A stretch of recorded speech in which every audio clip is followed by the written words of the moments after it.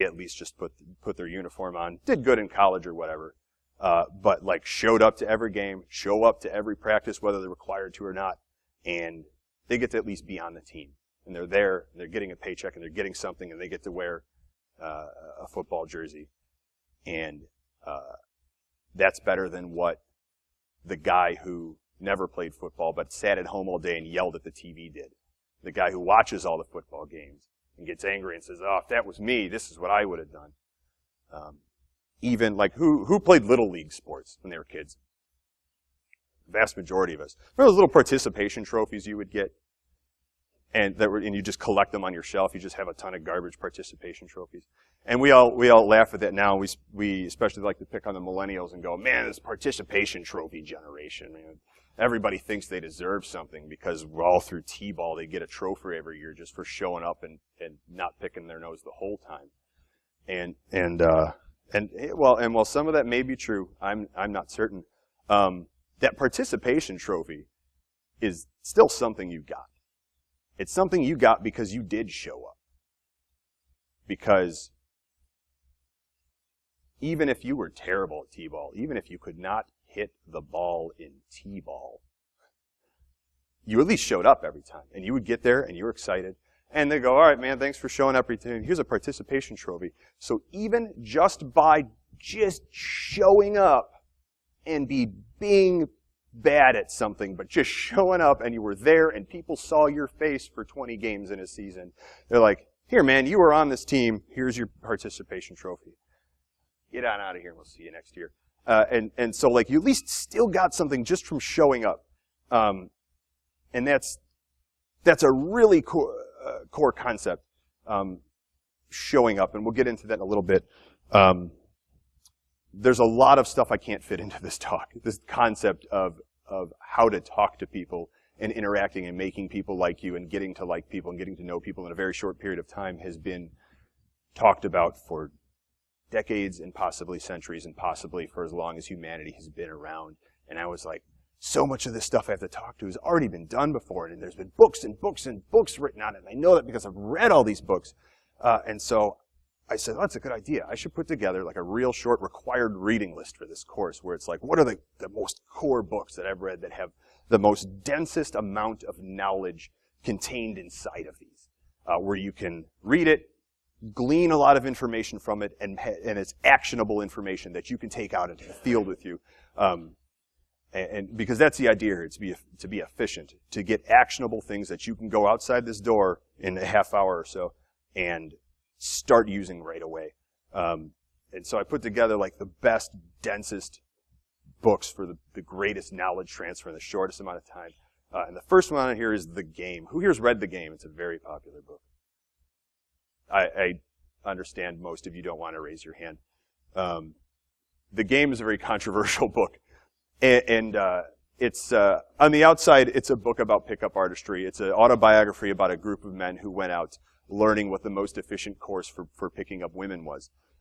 Underneath that, what's actually really going on is they're learning human psychology, and they're learning how shallow human psychology really is, how not complex we really are as animals, and what the quickest way to get someone to like you is. And there's a ton of information in this book that isn't about picking up women, that is about making people of any gender like you. There's a whole section in this book where all he does is go around to bars trying to make friends with all of the men in the bar, just to practice his social skills.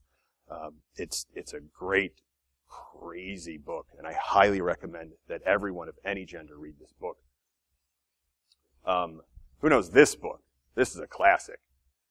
This book was written in, I think, 1934, 36, somewhere in the 30s. It was written as a textbook for door-to-door salespeople, because being a salesperson was the thing to do back in the 30s. It was before the internet. It was before telephones were in most houses, so telemarketing didn't even exist. If you had some irons that you were trying to get housewives to buy, you went door to door and rang a bell and knocked on a door and said, hi, I have some irons here. Would you like to see them?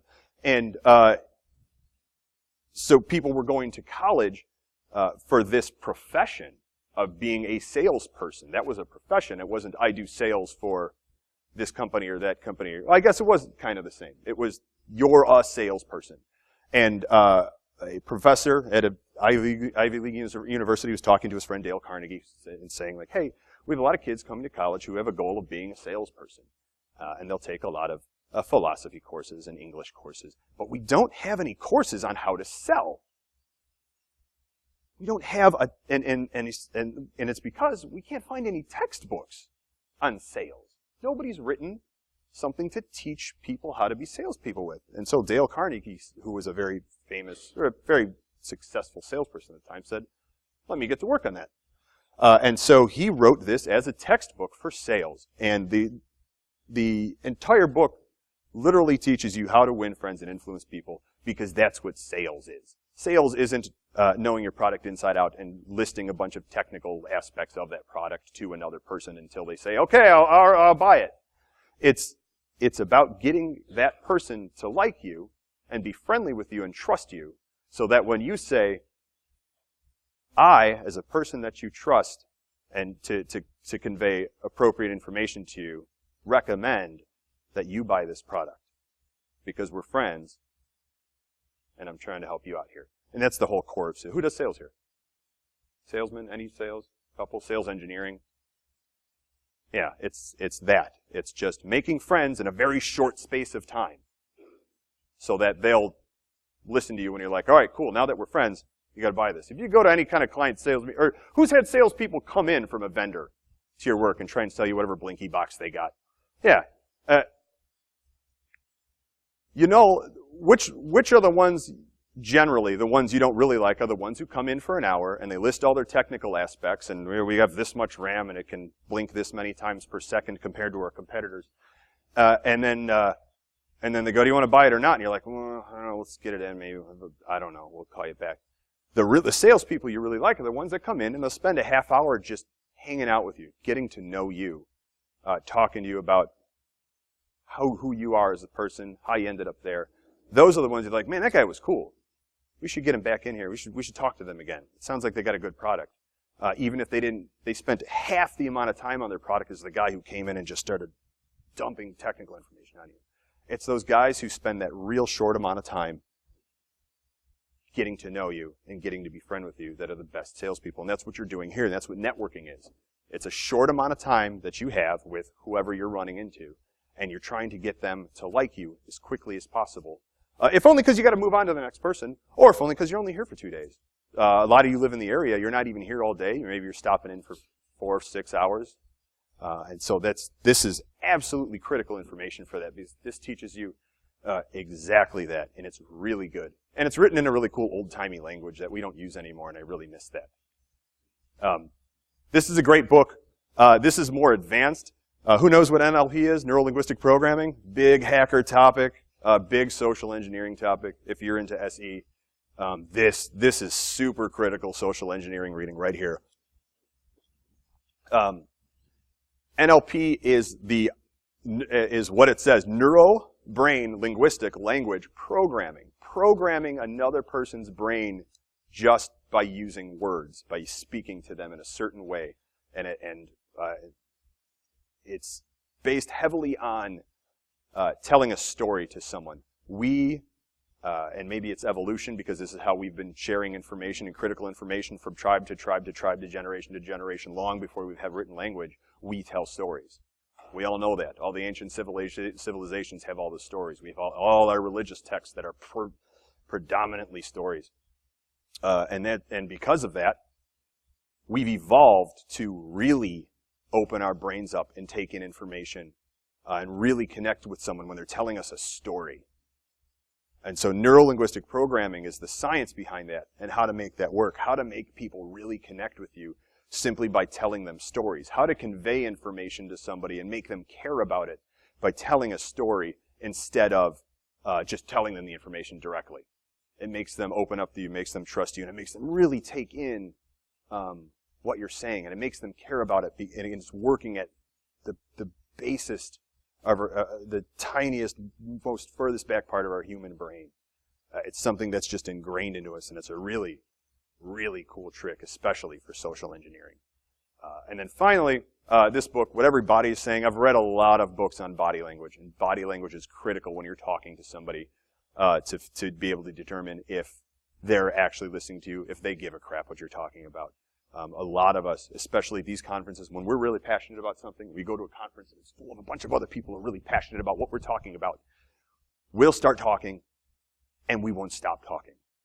And we think this person is really into what we're saying because they're, oh yeah, oh cool, yeah. But they're looking around, checking their phone, and we're not getting their body language and seeing that, like, this guy doesn't really care what I'm saying. And now, when somebody doesn't care what you're saying, you're just making them not like you because now you're that guy that won't shut up. And so body language is a really critical part of that because we are terrible at hiding our body language. So again, social engineering, if you're trying to get into that field, hiding your body language is a great thing to learn about. This is the best book on body language I have ever read. And I've read a lot, and a lot of them are garbage. But this one is just great, and it's really cool. It's a great reference. So like if you went out and you really turned somebody off and you couldn't figure out why, or if they were doing something weird with their body and you really weren't able to place it, you can check the book and see what was going wrong and go, oh, he was doing that, and it was because I was talking about this, and maybe that hit a bad spot with him, and I didn't recognize that. And then you know that for next time, and you can fix it. And all of these books are once again going back against that concept of this is a game that we all play, whether we like it or not, and it's real. And you can either walk around and just be like, oh, I'm not good at talking to people, and that's just me. And, some people can play the game. Like Johnny can play the game. He's really good at it. He talks to people. He knows how to dress. He's real friendly. Everyone likes him. Or you can learn to play it. And that's what we're doing here. We're learning to play this game. And it's a terrible, inconvenient truth. Give it up for Al Gore. So a bunch of smiles, and I'm like, all right, let's acknowledge that Al Gore is up there telling us an inconvenient truth.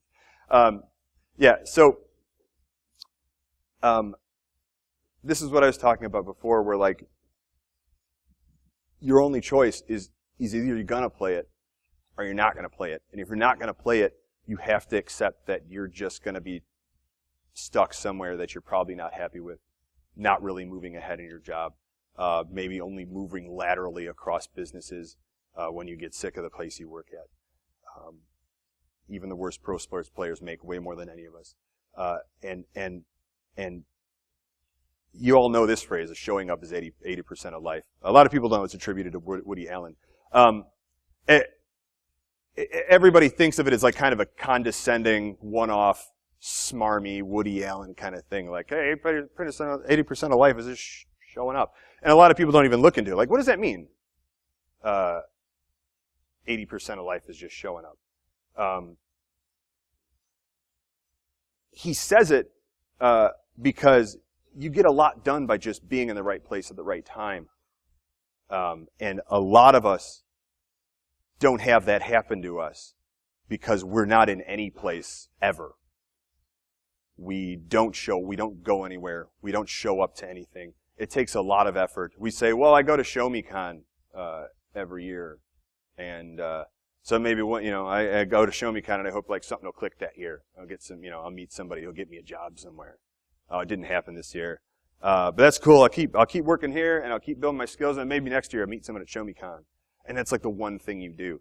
Or you just focus too intently on the industry and you go, well, we don't have any other Infosec meetups or anything, so I just gotta wait for ShowMeCon again.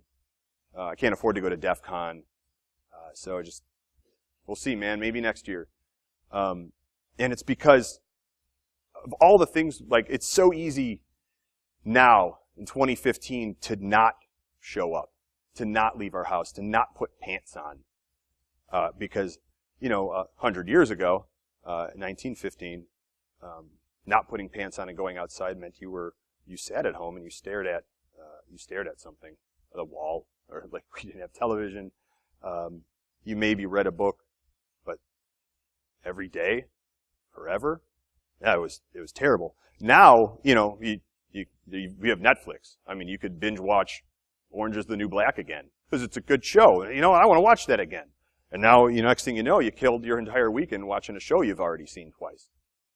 And talking to your friends about it on Facebook. And you've got video games and video games and video games. And I love video games. I'm a gamer. And it's real easy to not go outside when you're a gamer. And because you feel like you're going outside. Because you have all your friends online that you're talking to about gaming. And man, you have all this socializing you're doing. Man, I got so many friends. I got so many friends on World of Warcraft. And I'm not going to get into it.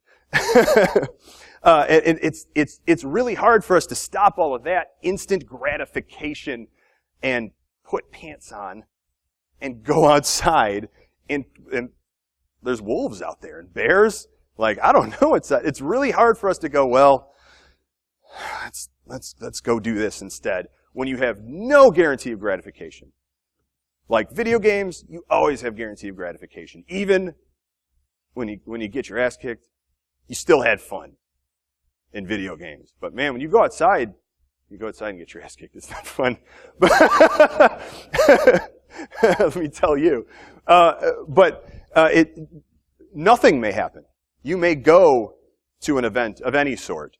How many of you gone to a wedding and it was just boring? Like you go to the reception, it's like you have dinner. DJ wasn't great. I didn't know anyone there, and people who were at my table were like really boring. We were into the same things. I don't know. And then it's like 10:30, and you're like, all right, you want to go? Let's get out of here. Like that happens, right? That's the problem. That's why we don't want to go outside. It's why we don't want to show up, because there's a very high risk that it's going to be stupid.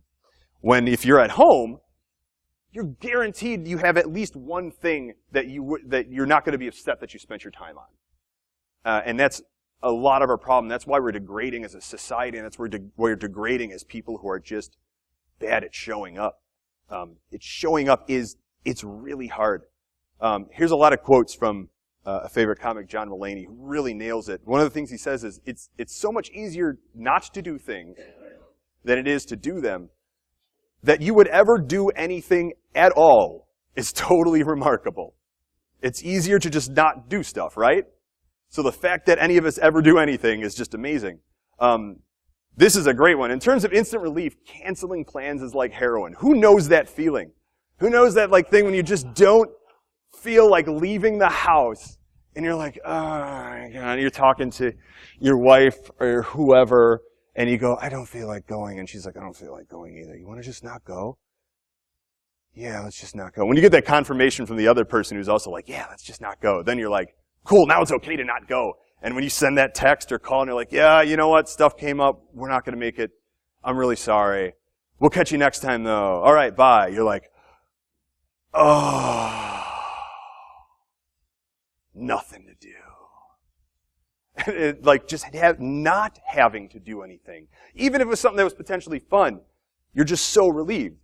If you ever ask an adult what they did over the weekend, and they say they didn't do anything, their faces light up. Like you ask a little kid, little kids are always like, man, we didn't do anything today. Today's boring. We didn't do anything. When you ask an adult who didn't do anything, like, what'd you do this weekend? They're like, we didn't do anything. Oh, it was amazing. No, we just stayed at home and caught up on Netflix. Oh, it's the best.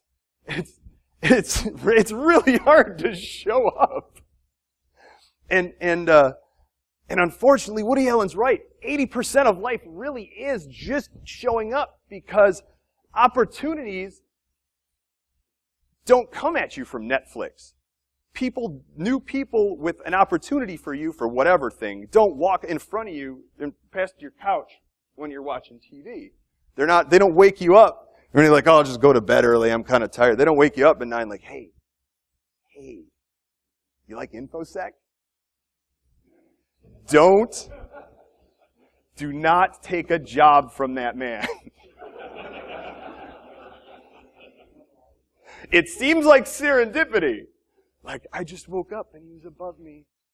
And he said, do you like Infosec? And I said, I love Infosec. And he goes, have I got something for you? Don't take that job. And the point is, no, you're very limited to what opportunities you're going to have presented to you by hanging around your house. You have to put your pants on. You have to go outside. A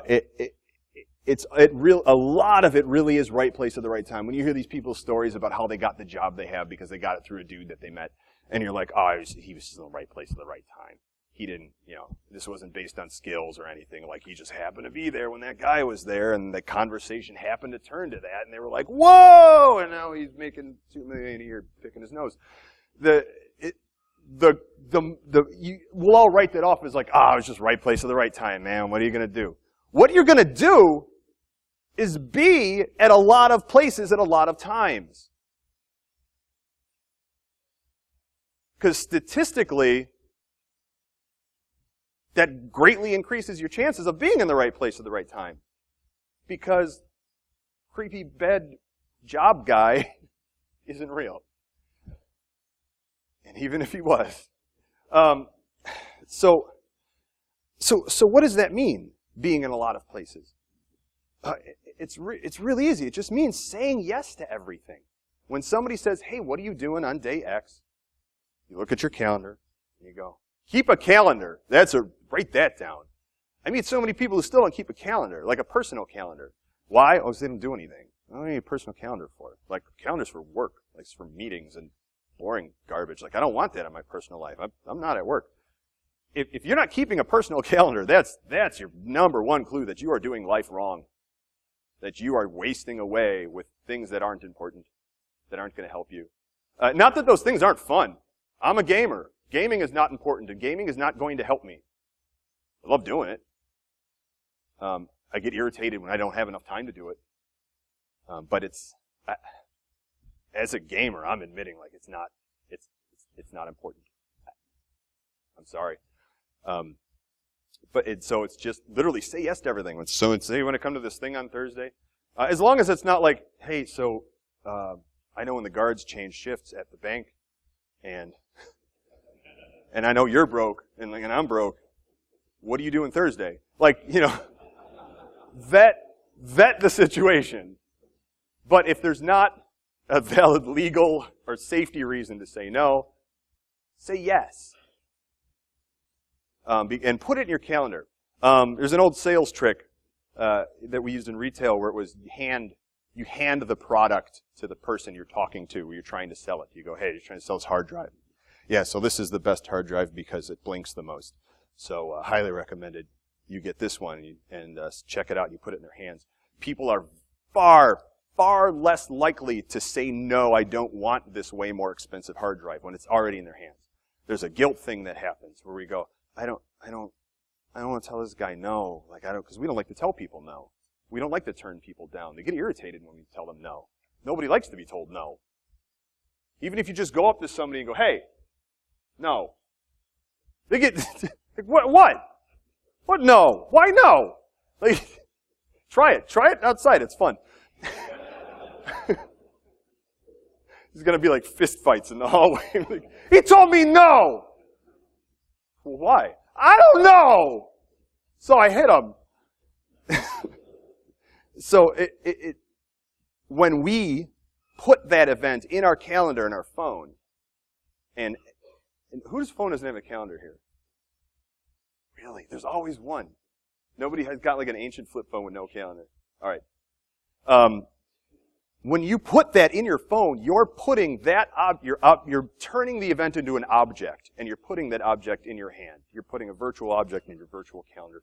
Now you have this thing, and when you look at your calendar, or your phone blinks and goes, hey, you got this thing happening, it's a thing, and it's a lot harder for you to then just not show up to and not turn down, because now you've got this guilt complex that you've kind of pushed onto yourself. And then you just do it. And it's that easy. You just do it. And then you just go. Seriously. It's that easy. And it's not that easy. I say it's that easy because it is. And at the same time, like we all just agreed, it's really hard to put pants on and go outside. But you have to. And the more you do it, and the more you say, all right, this is what I'm going to do. I'm going to start trying to do this. And the more you get used to it, and the more you have events in your calendar, the easier it becomes to just go do this thing you have to do. Because you're going to have a lot of success in a lot of places with a lot of people. You're going to come back with a lot of good stories. You're going to make a lot of new friends. And that's because, like I said, statistically, that's how it works. The more places you show up to, the greater your chances of being in the right place at the right time. That's simple statistical math. Like you can't argue with this. Because it's not going to happen inside your house. It's going to happen wherever you are. And it's not, you might get that job in Infosec because you met a guy at a boring wedding that you didn't even want to go to for someone you barely know. But he ended up sitting at your table. And you guys really hit it off. And that was really cool. And he exchanged numbers. You started talking later. And he goes, yeah, we've been looking for people, but we don't know anybody in the area.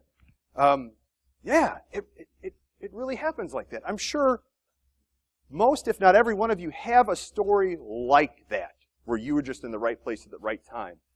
And you write it off as serendipity, and it is. But it's because you were in that place. And if you weren't in that place, it wouldn't have happened. And it is work. You do have to make yourself get up at first.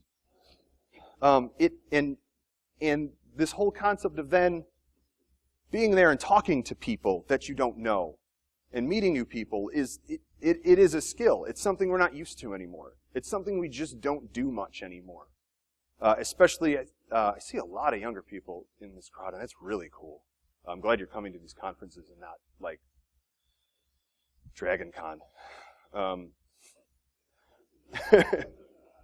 I also see a lot of old guys who've definitely been going to DragonCon, and I recognize at least one of you, and I'm not looking at you.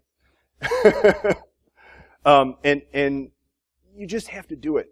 And sometimes you're going to have a bad run. You're going to go, and you're going to have that boring wedding, and you're going to cut out at 10:30 or whatever, and that's fine.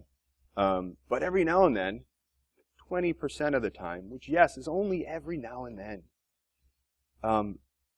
you're going to have something click. Something cool is going to happen. Something's going to work. You're going to get a stepping stone for something else. And that something else might not be Infosec job. That something else might be another event that's happening with some more people who are like-minded that it'd be cool to hang out with and meet and maybe see where that goes. And it's another event that you can put in your calendar. That's success. That's something. That's getting somewhere. You may not know where it's getting. Oftentimes you'll never know where it's getting. But it's definitely something. And for those times when it's not working, or you got some idiot talking to you that you don't want to talk to, or some guy who's got some hard opinions on some stuff that you don't like, or some guy whose facts are just wrong, don't burn that bridge. Don't shut that guy down. The book, the How to Win Friends and Influence People, talks a lot about that. How to correct people without irritating them. How to take care of problematic situations, angry people, opinionated people. It's excellent for that. I cannot tell you how many times I've had a situation where someone who I didn't have a high regard for, someone who I didn't like very much, someone who I would rather not have ever talked to ever again, has ended up being my hookup for something or other, who ended up being, or really actually liking something that I like too. We had a lot in common in some realm that we just never got to because we didn't click really well. So just watch out for that. I can't stress that one enough. Don't burn your bridges. Don't irritate people. Don't blow people off. If you don't like them, if you're not clicking, just be polite. Make an excuse to get out of it. My favorite is say, I'm going to use the restroom real quick. Because that's one of those universal things that everybody always immediately accepts and doesn't fight you on. Like, you never been like, hey, I'm going to use the restroom real quick, and have someone go like, all right, well, hang on 1 minute. Let's finish this up. It's just a social thing. We all know, like, oh man, when you gotta go, and we all accept that. So write that one down. If you're just done talking to somebody and they're not letting up, just go, hey man, I'm using the restroom real quick. And they go, all right, cool, yeah. And then you go use the restroom and then maybe hang out in there for 2 minutes, come out in a different direction, go talk to someone else. Works in situations like this where everyone's mingling and things like that, and you just gotta get out. So once you've actually started showing up and you're there, what do you do? Like I said, just showing up, just being in that chair and just having your face there, you've greatly increased your chances of success beyond sitting at home in a chair where people aren't. Sitting in that chair, at least someone might come up and talk to you. Like, your chances of that happening have increased literally infinitely more from the 0 that it would happen at your house, unless there's a burglar and you don't really want to talk to that guy. That conversation goes south really quick. Like, I've tried. I do not know how to save that specific situation. So you have to work the room. And again, I know we all have social anxiety. I have social anxiety. I hate this, that first step, that working the room, that I show up and I don't know anybody. And I go,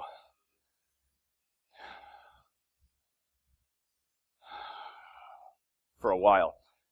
and it's that hardest first step. But then once you actually get in there and start working that room, it gets easier. And then it gets easier every consequential time you go to a new event and start working that room. And what working the room is, it's you put your phone away, put it in a pocket, put it in your bag, leave it in your coat, put it away, out of your hand, preferably off. Don't leave the vibration on because that vibration is incredibly distracting. And as soon as your phone vibrates, you're going to just grab it and look.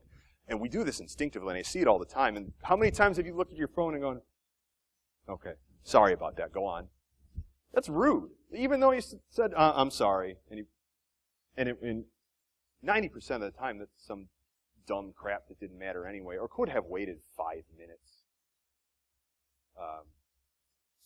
Turn your phone off. Leave it somewhere where it's not going to bother you. Or if you feel it buzzing, just leave it. Just wait. It's fine. If it's an emergency, they'll call the police. Everything's okay. Or they'll leave a message. You'll check it in a minute. Put your laptop away. That's a big thing for us. I see that at a lot of meetups and networking events, like people have their laptops out. Ben? I was live tweeting. Yeah. You're also putting your laptop away, and I appreciate that. I know in here you guys are taking notes, and I really, like the guys who are in here taking notes, you're doing it right. This is why we're here. I used to do really sparse slides with like no words on them, and people get really irritated and go, man, what's up with your slides? I used to do no slides. I hate slides. And they'd get mad, and I go, why is it not there? I was looking for your slide deck. Where's your slide deck? And I go, there's not really information in the slide deck. It's on the talk. And I go, well, I want to review it later. If you can't take some notes, like if you're at this age and you don't know how to like take notes when you're going to a talk to learn things, like that's why you're here, maybe this field isn't right for you. If, like, when you go to a meeting at work, do you not take notes? If the meeting calls for it. That's why you're here. You're here to learn things. You should have your notebooks out. And I understand a lot of us use our laptops to take notes, and that's cool. I do see a lot of you taking notes, and that's really cool. So, thumbs up to you guys who are doing it. You're doing it right. But you're not going to be doing that, say, in a bar meetup scene where you're just hanging out and literally just mingling. So put that laptop away. Put your Google Glass away. I don't see any in the room. Anyone wearing a Google Glass? We hate that. Flip that Google Glass up. Really put it away, because we all feel like we're being videotaped when somebody's staring us down with a Google Glass in our face. Even when that light's not on. Isn't that the most like disconcerting thing when somebody's just got a Google Glass like 3 feet from your face? Put that away. Get up. Walk around. Even if you just stop there. The getting up and walking around has again dramatically increased your chances of someone bumping into you, saying, oh, hi, and a conversation starting. You're much more approachable when you're up, walking around, your arms are open. This is body language. Rather than you're sitting in a chair, you know, like this one, arms folded, looking around. You do that long enough, you get creepy. No one's going to want to talk to you. Like, I don't know, man, that guy's been there for an hour and he's just looking around. I don't want to talk to that guy. Those are the guys that wake you up like, hey, you like Infosec? Don't be that guy. While you're walking around, have a positive demeanor about you. And the way I've found that works really best is find your happy place. Like Peter Pan, remember, find your happy place? No. Your happy place is just some memory you have or something you have inside your head that whenever you remember that, you always just get that little smirk. You just you get that little chuckle. Know what that place is. Have that ready. And then get up and walk around and find that place and just have it in your head and go and walk around. Isn't this way better than this guy? Like I'd rather talk to this guy. So that's a great one. I'm gonna try and push through this for you. It's really hard to talk to someone one-on-one. So what I recommend, especially if you're starting out, find the largest group of people. Go hang out with them. It's really easy to get into a large group of people. And so do that. Get in with them. Don't just start talking about what they're talking about in nowhere. That's really creepy. If there's a lull in the conversation, if everybody stops talking and everybody's kind of looking around, then jump in. Add a personal experience. Tell a little story about, hey, yeah, one time that's related to the topic. One time when I was doing this or that, this happened, and fill it in with that. People love stories about failure in particular because it makes them feel better. For one reason or another. It's super true. And don't always make everything about failure and terrible things. Have a good story where things worked out in the end. But like if you're really trying to win someone over, like a story about failure that's appropriate to the topic always works every time. And match the energy of the group. Don't come in and be super energetic when the rest of the group is not, because that's super creepy. And don't be like super mopey when the rest of the group's really excited. Don't be super quiet. At least just match the body positioning and the eye openness and the energy of what's going on. And you're going to get accepted into that group real quick. And then when you come back later or the group breaks up and you're mingling around, they'll remember you. You know some guys from before. You know some girls from before. Hey, it's cool. What have you been doing at the con? I haven't seen you in a while. You're making some friends. You're building out these experiences. And so that's all this is really good first steps to really help you kind of get out and into the scene, off your couch, and actually taking advantage of situations that you're creating for yourself to really start helping you build that social circle that's going to help you in all sorts of ways, not just getting a job, but just making your life more full and more successful in pretty much every way possible. So that's all the time I got for today. Thank you guys for coming in. I hope it was useful. I saw a lot of guys taking notes. It's really cool. Again, my name is Johnny Christmas. Find me on Twitter, etc. Talk to you guys later.